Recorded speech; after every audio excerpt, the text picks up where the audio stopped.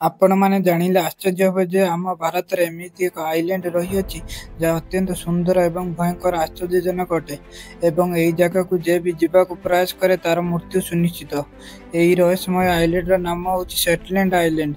ଏହି ଆଇଲ୍ୟାଣ୍ଡଟି କେନ୍ଦ୍ରଶାସିତ ଅଞ୍ଚଳ ଆଣ୍ଡାମାନ ନିକୋବର ଦ୍ୱୀପପୁଞ୍ଜ ଠାରୁ ମାତ୍ର 50 କିଲୋମିଟର ଦୂରରେ ଅବସ୍ଥିତ ଥିଲେ ମଧ୍ୟ ସେହି ଆଇଲ୍ୟାଣ୍ଡ ବିଷୟରେ ଏବେ ବି କାହାକୁ ଖବର ନାହିଁ।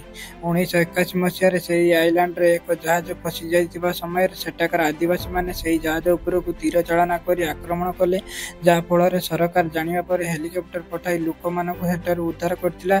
ଏହାପରେ ପ୍ରଥମ ଓ ଶେଷ ଥର ପାଇଁ 1997 ମସିହାରେ ଭାରତ ସରକାର ସେମାନଙ୍କ ପ୍ରତି ବନ୍ଧୁତା ସ୍ଥାପନ କରିବା ପାଇଁ ପ୍ରୟାସ କରିଥିଲା, କିନ୍ତୁ ସେହି ପ୍ରୟାସରେ ବିଫଳ ହୋଇଥିଲା। 2004ରେ ସେହି ଦ୍ୱୀପରେ ସୁନାମି ହେବା କଥା ଜାଣି ଭାରତ ସରକାର ତାଙ୍କ ହେଲିକପ୍ଟର ମାଧ୍ୟମରେ ସାହାଯ୍ୟ କରିବାକୁ ଚେଷ୍ଟା କରିଥିଲା। ଫଳସ୍ୱରୂପ ସେମାନେ ହେଲିକପ୍ଟର ଉପରକୁ ଆକ୍ରମଣ କରି ଜଣାଇ ଦେଇଥିଲେ ଯେ ଆମକୁ କାହାରି ଆବଶ୍ୟକତା ନାହିଁ ଏବଂ ଆମକୁ ଆମ ପରିସ୍ଥିତି ସହ ଛାଡ଼ିଦେବାକୁ।